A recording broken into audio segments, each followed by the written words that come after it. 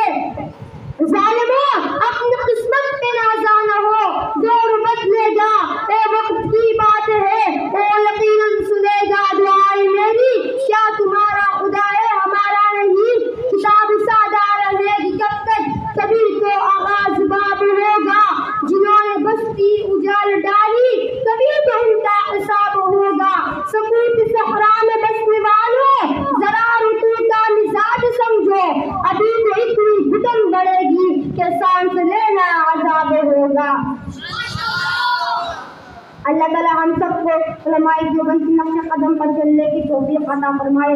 وآخر دعوانا ان الحمد للہ رب العالمین۔